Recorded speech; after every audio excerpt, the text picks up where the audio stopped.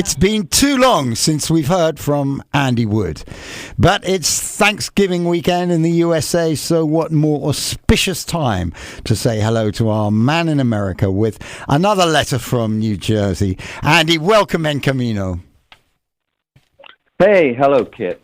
So nice to hear you. How you been? Been good. Yes, very good, generally. And I gather this week that we're studiously avoiding talking politics because, excuse my language, US politics, however it stretches one's assumption of credibility, is a shit show. I mean, it's not great here in Spain either, with a president seemingly ousted by the polls last summer, velcroed like an addict to power, prepared to do a deal with exiled separatists to scrape just enough seats together to form an administration, triggering ultra-nationalists in Madrid to take to the streets and set fire to cars, rubbish bins and Catalan flags. But Andy, before we move on, do you as an American even ponder how it came to this, the toxicity of US politics? Is it a reflection on its society? Because if you were to ask me whether the riots in Madrid were typical of España today or reflected a mood, I would say no. It's been a surprising downward spiral over the last 5-10 years into such polarization that we have here. Everybody puts on a uniform politically. Everybody, I mean the politicians, really. But do you mean, no, I have to interrupt you there. Do you mean everyone? I mean you. What? You, for example, has it affected you? Have you felt polarized individually? Yes, to some degree. There is. I like everybody. I like to think that I'm an independent thinker, a critical thinker, and vote on the issues. But I think I have also fallen sort of lockstep somewhat into one side of the argument. Mm-hmm. Mm-hmm. Now. It's a sad state. It's a sad state. I don't want to talk about it. We talked about it last time. No. Let's not be sad. No, we don't want to be sad. You have just done a noble thing. You have just rescued a dog, an 8-year-old mutt called Charlie, who I believe is having a delicious. Are you feeding him porterhouse steak? Did I hear? Well, it's what the dog food company calls porterhouse steak flavored dog food. I mean, it's basically meaty garbage pressed into a square. But it says porterhouse steak on the label. A steak-shaped solid, right? Anyway, exactly. You're 3 weeks into adopting a dog. Many of us have done this. So a superbly altruistic thing. But how's it going? It's not always plain sailing, is it? Well, I think he was meant to find us. He's just slotted in perfectly. Completely ignores the cat. Pees and poops outside. Chill. We call him Charlie Watts. He came with the name Charlie. We just added the Watts as a little tribute to the late drummer. And he's just been fine. He's been really lovable. My wife is completely obsessed with him, and so am I, but I'm just not quite so outward about it. Mm-hmm. And he just loves to walk. And his most favorite thing is to sit on the back of the sofa and look out of the window, because one of his previous owners had him in an apartment where the landlord didn't allow pets. So when she went to work, she locked him in a closet. So he spent a couple of years every day locked in a closet. And I think that's why he just loves looking out the window. Well, looking out the window is pretty low maintenance, isn't it? Does he sleep in your bed? Yeah. He's not allowed on the bed, but yes, he does. Right. And your wife loves him. So yeah. If we both needed a kidney and she had to donate one, I think it would be a very tough choice. Wow! After 3 weeks, he seriously brought his way into your affection. Well, he's wormed his way into her heart. Happy wife, happy life is what they say, isn't it? Let's move from dogs to turkeys now. I saw on the news yesterday that Biden has pardoned a couple of turkeys that were for the chop.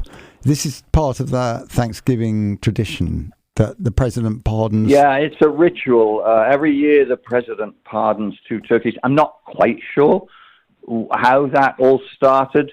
The Thanksgiving tradition started is traced back to about the 1620s, when the people from the Mayflower were basically starving, and the local natives, would help them source local food, and at some point around this time of year, it's basically a harvest festival like we have in many other cultures.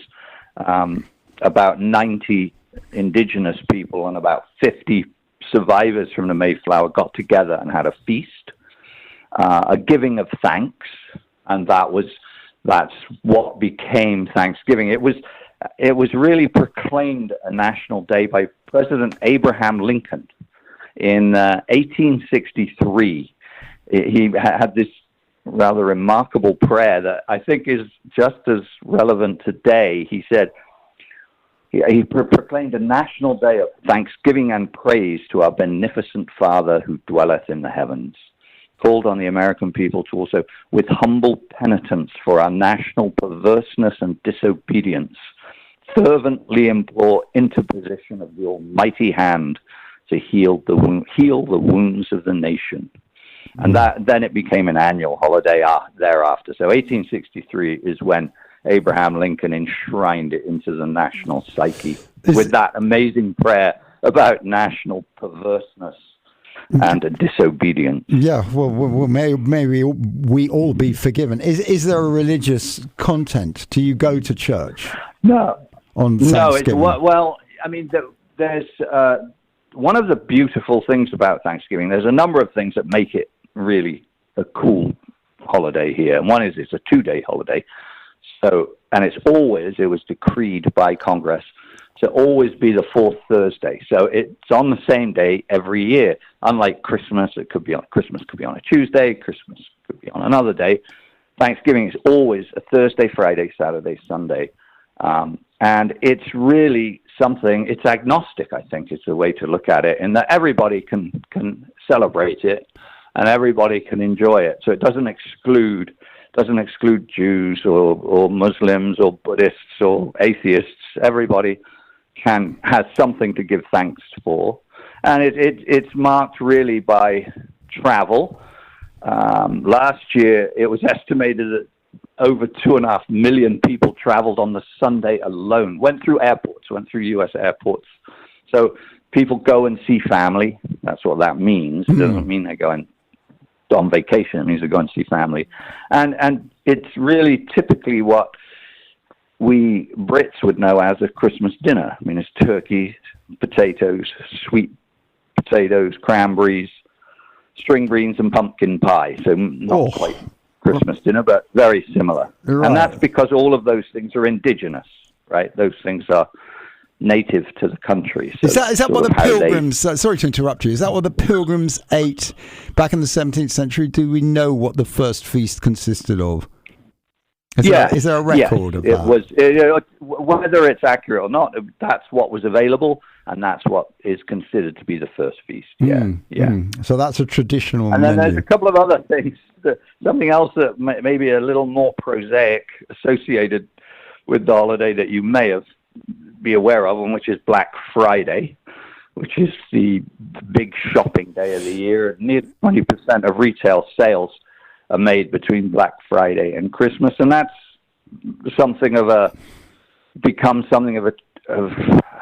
it's quietened down a bit. It used to be crazy. Walmart would have TVs they'd have 10 TVs at $10, and people would sleep out all night. And then a couple of years ago, a guy got crushed to death. A security guy opened the door, and these people ran in, and he died. So because of the mass Black Friday frenzy. Fervor. Yeah. I mean, we have Black Friday in Spain. I really don't know what that is about. I mean, I want to marry. Well, I can tell you, it morphed from here. It morphed. Yeah, of course, here. like Halloween. Friday of Thanksgiving. Yeah, it's and then on Monday is Cyber Monday, which I think is not unique to the U.S. It is when a large number, maybe as many as 15% of retail sales are made on the internet. So Cyber Monday. And then Giving Tuesday, which started in 2012. Giving Tuesday is a day to do good.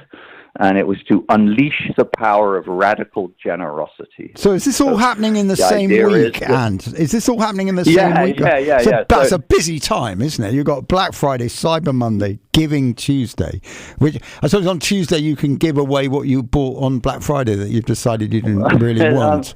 It sort of runs like this. On Thursday, you drive God knows how many miles, you sit with your family, you eat a massive meal, you drink a lot of beer and fall asleep watching football. Friday, you go out and buy TVs and laptops. Sunday, you travel back. Monday, you buy stuff online. And Tuesday, you give it all away. Okay, so Cyber Monday, you're shopping online. That's what that means? Yes, okay. Yeah. And I think that's more global. That's not unique to the US. I think that's more of a global phenomenon. Never heard of it, I have to say. Mary, do we have Cyber? Do we have Cyber Monday here? I'm just going to ask Mary Carmen if we have Cyber Monday in Spain. Does it exist? Yes, we have that. I discovered that a couple of years ago, and I was like, oh dear, really? We spend money on Friday, we spend money on Monday, we spend money on Tuesday, and then Christmas is arriving, and not only Christmas, Reyes Magos in January, and it's like because here a lot of months spending money. Here in Spain, we also have that the holiday on the 6th. The 6th is the Dia de la Constitución, then the Puente on the 7th, and then the Immaculada, the Concepción Immaculada.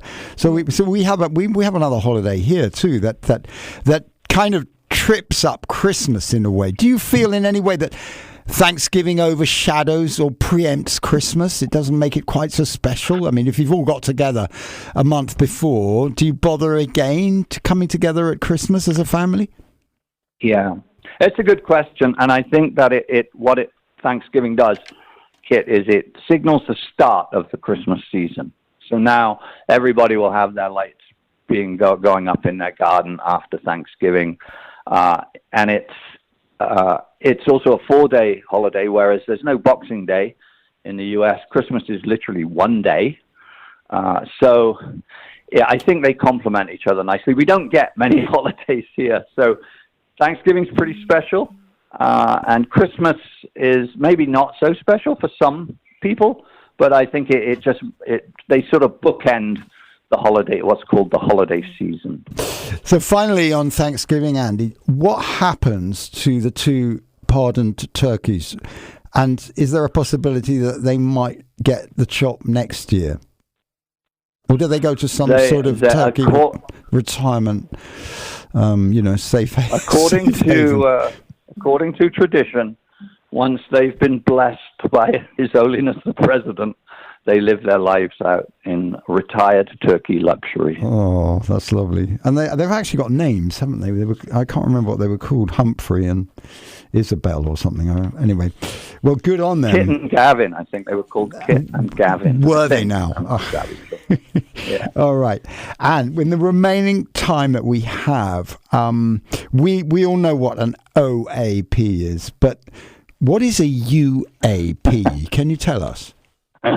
Yes, it's an interesting question. A UAP is an unidentified aerial phenomena, and it's the name that's now that UFOs have come out of the closet and into the mainstream. It's the preferred term by academics, the government, and the military, UAP. And it's been quite the hot topic for a couple of years now, but particularly this summer. Last Saturday and Sunday was the first UAP conference with 300 academics from all over the world in California at Stanford University to really try and bring some scientific rigor to collection of data and to look at this thing. And we've had 2 congressional hearings on the subject of UAP, where pilots and other military people have under oath, talked to Congress, presented to Congress about their experience. You might have seen the Tic Tac video or the gimbal video from Navy pilots. If you haven't, it's easy to Google. And there was apparently, and then these pilots took these videos not by holding an iPhone up to the cockpit, but on their instruments. It's based on their instrument readings. And so it became an issue of two different avenues, really. One, airline safety. Is there a challenge that's going to, make a 747 have a bad accident? And then secondly, is there a threat to national security? Do China or Russia or some other actor have superior technology to the U.S.? And they wanted to create a climate that encouraged pilots, civilian, military, to come forward without fear of ridicule. Because to date, it's been, if you say that, you get laughed at. Oh, little green men are coming and you're crazy. And one of the witnesses, a key witness, who was part of this meeting actually last week with the academics, he was a defense intelligence person who said he'd been working on this for several years, and that the U.S. is definitely in possession of alien craft and biological material, i.e., bodies. Now, he didn't bring any photographs or bits of extraterrestrial metal or anything. He just said he was told by this person and that person. But he did say it under oath front of quite a congressional hearing. So that caused quite a bit of a stir. And then we were sort of tuned to looking to the skies because earlier in the year, this giant Chinese balloon wafted over the U.S., size of 2 school buses.